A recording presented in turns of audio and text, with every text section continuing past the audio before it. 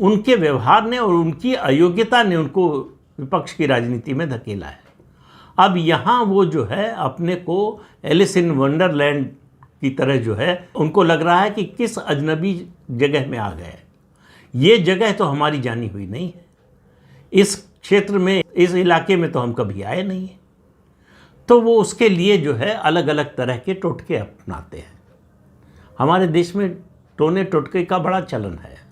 राहुल गांधी भी, वो चूँकि धार्मिकता नहीं है तो उस मामले में नहीं जाते, लेकिन राजनीतिक टोने टोटके अपनाते हैं और उनको लगता है कि जोर से झूठ बोल देंगे तो लोग मान लेंगे। आप याद कीजिए 2019 के चुनाव से पहले संसद में और संसद के बाहर रोज़ बोलते थे कि प्रधानमंत्री नरेंद्र मोदी ने अपने दोस्त अनिल अंबानी की जेब में 30,000 करोड़ रुपए डाल दिए। अब उनसे कोई पूछे भैया कहाँ 30,000 करोड़ डाल दिए?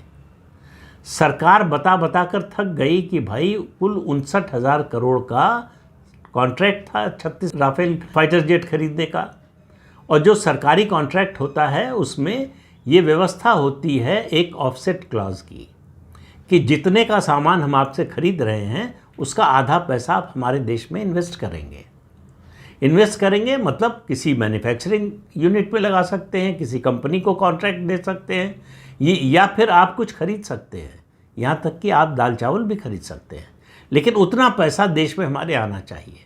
तो लगभग 29,000 करोड़ का ऑफसेट क्लॉज के तहत खर्च करना था राफेल की जो 10वां कंपनी है उसको। अनिल अंबानी के बारे में कहा गया कि भाई उनको क्या अनुभव है जेट विमान बनाने का, डिफेंस का।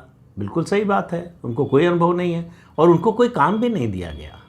जो राफेल जेट खरीदे गए 36, वो रेडी टू फ्लाई कंडीशन में भारत आए, उनमें एक पेच भी जो है भारत में नहीं लगा है। तो किसी को कॉन्ट्रैक्ट क्या मिलता है उसको बनाने का या उसमें योगदान करने का? अनिल अंबानी को उस 29,000 करोड़ में से सिर्फ 2,800 करोड़ का एक ठेका मिला था, जो 10वां कंपनी के जो सिविल जो एयरक्राफ्ट बनते हैं उनके डैने पंखे बनाने का। उसके अलावा उनकी कंपनी को कोई कॉन्ट्रैक्ट नहीं मिला था।